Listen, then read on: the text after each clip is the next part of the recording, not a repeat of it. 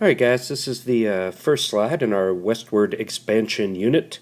White America is expanding westward across the plains, through the mountains, to the west, and for really three big reasons that we'll get to later on in our slide here.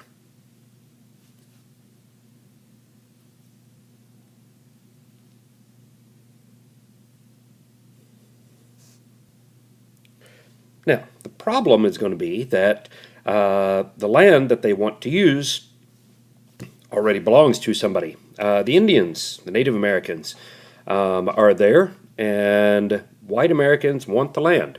So what we end up with is a clash of cultures. Now, bit of a spoiler here.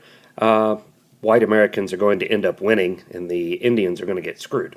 So let's talk about kind of how this happens with the causes of the Indians' demise.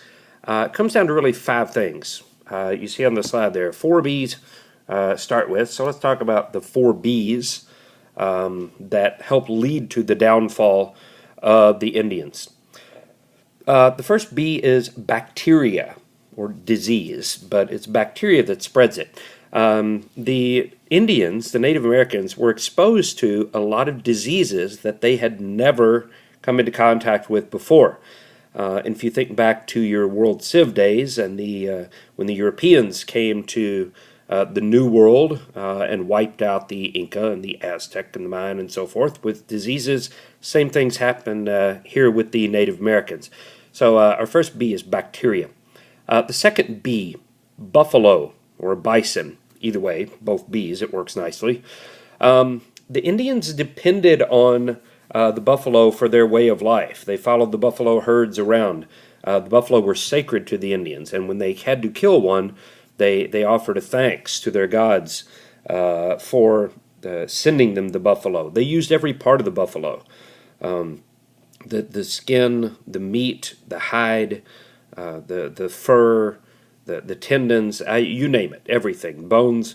But when white Americans got there, we began to slaughter the buffalo simply for meat to feed soldiers, if nothing else. And in a 35-year period, from about 1865 to 1900, it's estimated that around 15 million buffalo were killed. And when the buffalo were nearly wiped out, the Indians' way of life was nearly wiped out. So buffalo, or bison, is our second B. Our third one, bullets. There was warfare. Helped bring an end to the Native Americans, the Indians here. They were very one-sided battles. The Indians had some rifles. They don't all fight with bow and arrow, as you might assume. They had rifles. But the Army had repeating rifles, and they had early versions of machine guns, Gatling guns. It was a very one-sided fight. So warfare, or bullets, our third B, helps wipe out the Indians. And our fourth B, booze, or alcohol. Yes. This is the very definition of we got them drunk and took advantage of them. Alcoholism becomes a huge problem. Right? When alcohol or booze is introduced to the Indians, they've not used to it. They haven't had it. So we get them drunk, we get them into treaty negotiations, and they sign away everything they own. So to this day, alcoholism is still one of the biggest problems among Native Americans. So the four B's there, bacteria, buffalo, bullets, and booze. The fifth reason, I said there were five, the fifth one is the railroads. There you see on your screen, RR. That's not two R's for two different reasons. It's one for railroad. As the railroads spread to the west, so did white Americans. Settlers rode the railroads west. Railroads were used to move goods around. Railroads were used to move soldiers and weapons and ammunition around. And the Indians simply could not keep up. So the further the railroads spread, the worse the news got for the Indians. So you combine all five of those things, and this is does not paint a good picture for the Native Americans. Okay? Now, there were basically three different responses by the Native Americans when they came into contact with whites. Okay, so this is when Native Americans encountered white Americans. Three different responses. The first one was to fight back. Okay, some of the Native Americans are very warlike tribes. Not all, but some are. And their first instinct is to fight back. They're going to fight to keep their land. These were usually, not always, but usually very one-sided battles in favor of the U.S. Army. Okay? Again, they just have better technology. War usually comes down to who has the best technology. Not always, but usually. And in this case, the U.S. Army did. Right? If the Indians chose to fight back, usually the outcome was either death or they got captured and sent to a reservation. Right? The second response was to try to either avoid contact or escape from the white army when they did come into contact with them. They try to run away. They'd say, fine, we get it. You're stronger than we are. We fight. You win. We die. We're just not going to fight. So they would try to avoid contact, retreat somewhere. Problem was, everywhere they went was more land that whites wanted. So even when they tried to avoid or escape, they got tracked down and caught by the army and either killed or sent to a reservation. The third response was to protest or reform, to try to work within the system, to try to change the system, change the laws that were affecting them. So Native Americans ended up, lobbying Congress to try to get laws changed. And there were always promises of change to come, but then nothing ever changed. The Indians were lied to, and then they were caught and sent to live on a reservation. So if you're a Native American, no matter how you try to respond to white treatment, almost always the outcome is going to be you're either killed or captured and sent to live on a reservation. Now, the problem with living on reservations is they are always on the land that white Americans didn't want. So it's the worst land. So we're going to round up the Indians here and send them to live on the worst land that doesn't contain wildlife because there's no water around. You can't grow anything. It's rocky soil and there's no water around. So the reservations are on the worst land, what was left over after white Americans took what they wanted. Okay? So reservations are not pleasant places here. This is the leftover land that wasn't much good for anything. Okay? Now, when the Indians were sent to reservations, they were forced to sign a treaty to go there. Okay? But there were problems with the treaties that we signed with the Native Americans. And what they come down to is the fact that we don't understand Native American cultures. We don't understand how they live, their society, their lives. One of the problems is that we are sending a nomadic people. The Native Americans, the Indians, are nomads, meaning they don't stay in one place. They move around from place to place as the seasons change, and as the animals migrate. When the animals, their source of food and everything else, migrate, the Indians migrate with them. We're taking a nomadic people and telling them, this is your new home. You are going to have to live on this land, and you're going to have to stay here. So we take a nomadic people and we try to turn them into a people that stay in one place. And they've never lived that sort of life before. They don't know anything about that. If you're going to live in one place and you're going to eat, you have to grow your food. The problem is Indians didn't know how to grow food. They didn't know how to be farmers. At least the Plains Indians don't. Now, if you get down into the Southwest, it's a little different. But the Plains Indians didn't grow food because they were nomads. Right? So we're going to teach them how to be farmers and live on the land. The problem is we're giving them crappy land that won't grow anything. Another big problem that we have with the reservation treaties is that we don't understand how Native Americans, their cultures, their societies are organized. We would work out a treaty with, let's just say, the Cheyenne. Okay, and the Cheyenne chief would sign the treaty, and we think we're done with the Cheyenne. Now, all the Cheyenne are going to go live on this reservation, but that's not how it works.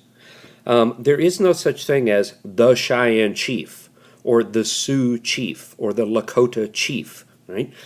There's just not. There may be 50 different bands of Cheyenne running around, and they each have their own chief. Right? So when we sign a treaty with a Cheyenne chief, we think all the Cheyenne are taken care of. And then when we run into them running all over the plains, we don't understand why they're not living on the treaty. The problem, or sorry, on the reservation. The problem is that tribe of Cheyenne didn't sign the treaty. Right? So we have a complete misunderstanding of how Indian culture is organized. Right? We also have the problem of corruption. Right? Indian agents. These were kind of the go-betweens here. You had the Indian tribes on one hand, you had the U.S. government on the other hand, and in between you had the Indian agents. Oftentimes they spoke the Indian language, so they were translators. And this is who the government would send to work out a deal with the Indians. Right? They would negotiate the treaties. And then, let's say part of the treaty is, okay, Cheyenne, you go over to live on this reservation, and we're going to give you clothing, we're going to give you blankets, we're going to give you tools to farm with, we're going to give you everything you need to live on the reservation. So the government would give the Indian agent all this stuff. The Indian agent would then, and this is top-notch stuff, the government actually kind of lived up to their end of the bargain here. They gave them good quality stuff. The Indian agent would then go sell all that real good quality stuff, make a huge profit, take some of the money, and buy crappy blankets and clothes and tools, and give those to the Indians. So corruption was a big problem. The Indian agents made a lot of money kind of as the go-between here. Lastly here, the last thing we need to talk about, once we get the Indians rounded up here, thanks to the U.S. soldiers and sent to the reservations, then we have to guard them. Right? The U.S. troops that go fight on the plains, a lot of these are Civil War veterans because the war is over. The soldiers need a job. They sign up for the Army again. They stay in. A lot of the U.S. troops on the plains are Civil War veterans. A lot of them are immigrants looking for a good job, a place to go. They run into some discrimination in the cities, so they head west. Excuse me. Also, though, one particular group of the U.S. troops here that fight the Indians and then guard them on the reservations is a group called the Buffalo Soldiers. And here you see a picture of the Buffalo Soldiers. Buffalo Soldiers are African Americans. These are black soldiers. Right? In many cases, they're exodusters. If you think back to our last unit here, blacks that left the South heading west looking for a new start, this is one of the ways they get a new start. The military is a great option for the Buffalo Soldiers. Right? In the South, they experience discrimination, segregation, Jim Crow laws, sharecropping, all these horrible things. In the West, they can get a new start. They get a new start. They can make a life of their own. They have a career. 1/5 of all the soldiers on the plains were Buffalo soldiers. It was a chance for them to make a life of their own. The Buffalo Soldiers get their nickname Buffalo Soldiers from the Indians. The Indians said, mainly for two reasons. One, they said if you've ever seen a buffalo, it has a kind of a mane, darker, black hair almost around its head, the mane there. And the Indians said that the dark curly hair of the African American soldiers looked like the curly hair of the buffalo mane. Also, a little bit more flattering reason they get the nickname. Apparently, according to to information here, and I don't know, I've never encountered an angry buffalo, but apparently when a buffalo is cornered, it will fight to the death to get out. Buffalo are very courageous, very brave, very fierce, very tenacious animals, and they will fight you to the death, much like the buffalo soldiers. The Native Americans had great respect for the buffalo soldiers. And they were very good at what they did. The Buffalo Soldiers were incredibly good. They won a higher percentage of awards from the military. They were more decorated than any of the other soldiers. The Medal of Freedom, the highest award a soldier can get. They won more of those than any other group of soldiers. So they're very good at their job. Also, they had the lowest rates of desertion, like deserting, giving up and leaving the army and heading home before you're supposed to. They had the lowest rates of desertion and the highest rates of reenlistment of any other group of soldiers. So the Buffalo Soldiers were a credit to their race, a credit to the military. And very well respected by the Native Americans. Okay, that kind of sets the stage here. In our next slide, we'll talk about some of the battles that were fought in the actual Indian Wars.